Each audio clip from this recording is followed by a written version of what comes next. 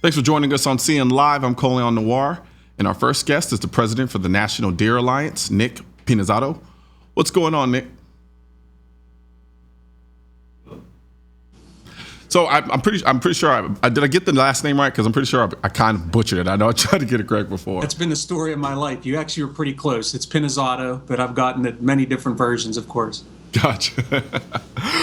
Okay, so let's jump right into it. So, what is the National Deer Alliance? Because I'm not a huge hunter. I've hunted before, but for those of us out there who don't really know much about it, what is it? Yep. Well, the first thing we have to fix is that you're not a huge hunter. We can work on that. So the National Deer Alliance, and a lot of people are still learning about us because we're truly a brand new organization. We've been in existence for about a year. And so the reason we were formed is to really work on policy issues that impact deer and hunting. Unfortunately, we live in a time now where it's actually much more about the political science when it comes to managing deer than it is the biological science. It used to be that if you could prove in some scientific way you needed to do X, Y, or Z to help deer, then that's what you did. Nowadays, you have to overcome the biological science and then trying to get that out to the public. And as you know, we live at a time where the public tends to be pretty soft on a lot of issues, and it becomes very difficult to get things done. So we actually were born out of three existing national deer groups that are pretty prominent and been around a long time. So the Mule Deer Foundation, Quality Deer Management Association, and Whitetails Unlimited. Those three groups kind of came together and said, listen, we have very distinct conservation missions, but we have to do so much more on policy, and we have to be working Capitol Hill and working in the states. We need to form an organization that can focus on that work for us so that we can focus on conservation. So that's the reason the National Deer Alliance was formed, and we're heading very strongly into our second year in 2017. That's pretty amazing. So my question for you, for a lot of people out there, they don't really understand the conservation component. You said you called it the biological, am I correct? Yeah. Is that what you were referring to when you said that? So for those of us out here who don't really know too much about how hunting serves as a conservation effort as well, how does that work? Yeah, so deer, first of all, are by far the most pursued species in the United States. We're talking about 83% of all hunters say that they're a deer hunter. They may hunt other things, but they hunt deer. And deer is, whether we're talking mule deer, white-tailed deer, blacktails, what have you, they're the prominent iconic species in the United States. That's what people hunt. But the problem is you also see them in your cities, in your suburbs, in your backyards. So there's the critical need to make sure we manage the herd properly. So seeing tons of deer isn't always a great thing for a number of different things, and even an impact on non-game animals. So, threatened and endangered species, for example, a lot of that can be due to overabundant deer populations destroying habitats. So the management of the biological end of it is quite simple, and that is we use science to guide how we manage deer. We use science to decide how many we can have in a certain area, how many hunting tags can go out. We track how many deer are harvested through hunting. We work on disease issues, all in an effort to balance deer with the available habitat. And by the way, dealing with society out there, which is part of the habitat. We're animals in this habitat here on Earth. So, like I said earlier, it used to be that the biological science would rule the day. You would just tell people, hey, we have to eliminate X number of deer because of this. And people would go for it. Nowadays, you have to not only have the science, but you have to also sell the political end. And it's become a lot more challenging in our world. So now, what would the world look like without this conservation? That's a great question, and I think one of the really bad things about deer, and there aren't that many, if you ask me, but one of the really bad things is they can very quickly outgrow their habitat and not only eat themselves out of house and home, but everything else as well. So everything from songbirds that people like to see. Deer can have a very, very profound impact on forest ecosystem, for example, which just is a chain reaction effect that just starts to impact everything. And even people that live in suburbs that they may not be hunters, but they have deer in their world, as simple as coming in and eating their garden or chewing on their shrubs can be quite irritating. So the cute little deer that they like to see, all of a sudden they say, you know what, we need to get rid of some of these things because they can become a nuisance. So if we didn't manage them, it would be a lot of problems, not only just for the deer in terms of disease and overabundance, but for a lot of other animals as well and human beings. Yeah. So it's like, I wonder, the way you explain it to me makes perfect sense on my end. Now, maybe I may be a little biased, but nonetheless, why is it that there are certain groups out there who shall remain nameless who are so dead set against this idea of conservation by means of hunting? And do they not understand the implications of of not engaging in this level of conservation, or am I missing something? No, I think there's two levels to it. So you have, on the one hand, you have the people that they don't like hunting. Okay. They don't like us shooting or killing anything. They don't like the idea of it, and they really don't care about the management. They kind of try to come up with all different types of ways to explain that away. We're never going to convince those people, so frankly, we don't spend too much time doing it. Yeah. The people I'm most concerned about, though, are the people that are in the middle. So depending on the numbers you look at, let's say between 70 and 75% of the country, they may not be hunters, but they at least support the idea of regulated hunting to do the types of things I talked about earlier, to manage wildlife. They can be very easily influenced by the other side. The other side will put together the commercials. We all see them. They pretend that they're out there trying to protect our pets and so on, but really all of their money is going into these anti-hunting agendas.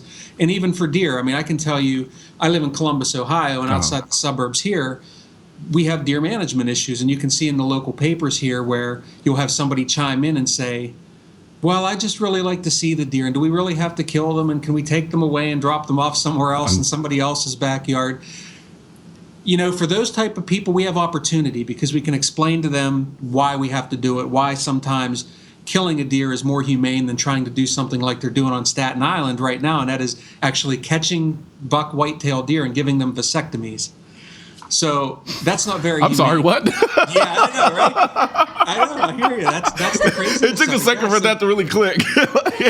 Let's stay there for a little bit. So they're doing what? The V word tends to catch men off guard. So yeah, I hear you. So they're actually, as opposed to just going in and having a call of the deer on Staten Island, or even a regulated hunt, what they've chosen to do is put millions of dollars into giving bucks vasectomies.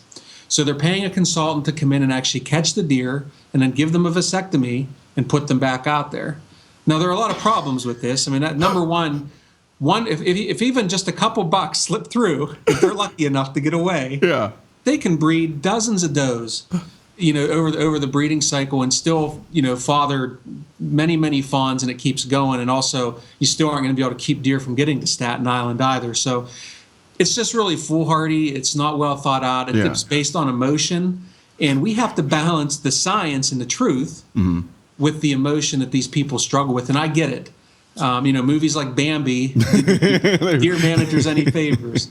And as a hunter, as a lifelong hunter, and I speak for a lot of hunters, we care deeply about these animals. Yeah. We believe in a fair hunt and a fair opportunity, a fair chase hunting opportunity. But we also believe in humaneness. Our goal is a predator, and human beings are predators. People forget that. Our goal is to dispatch that animal as quickly and humanely as possible. Well, in the meantime, you have these anti-hunting groups. What they do is they try to protect coyotes and wolves and so on.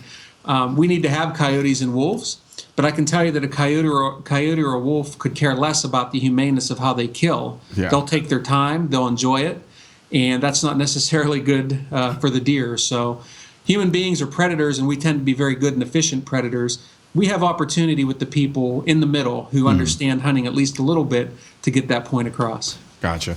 Now, the irony behind it, at least for me, there's a certain level of hypocrisy that I've noticed for people who are kind of like ill hunting. It's only ill hunting for the animals that aren't cute. If it's not a beautiful animal, if it's not a cute animal, they're perfectly okay with it being killed. However, when it comes to animals that kind of evoke an emotional response, like the deers, the Bambis of the world, and these animals that kind of call to us because they're so beautiful, they're just like, no, stop, right?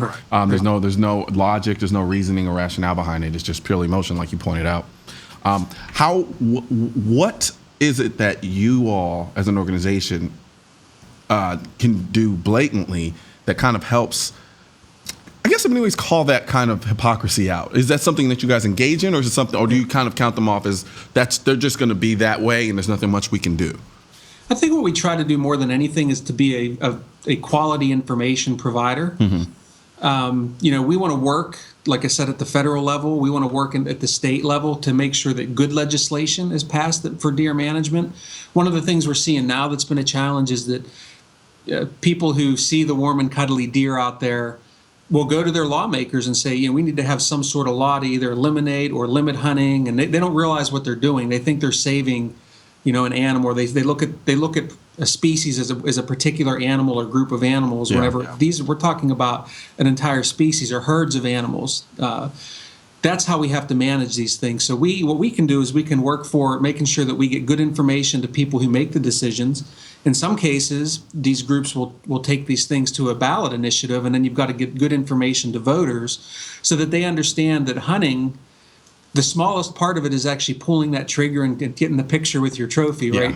That's just a very small part of the bigger management picture. So we work very hard to make sure that we have good policies out there. And when we see a bad policy, then we're going to rally our fellow hunters and people that understand deer hunting and management and make sure they contact their legislators or even just talk to their neighbors and say, hey, when you vote on Initiative 55 this year, here's why you need to vote this way, because deer management is a big picture issue. Absolutely. Well, we're going to take a quick break, and when we come back, we're going to talk about a little bit more of the specifics of actually hunting and what a lot of people actually feel is almost a spiritual endeavor in many ways. So we're going to take a quick break, and we'll be back.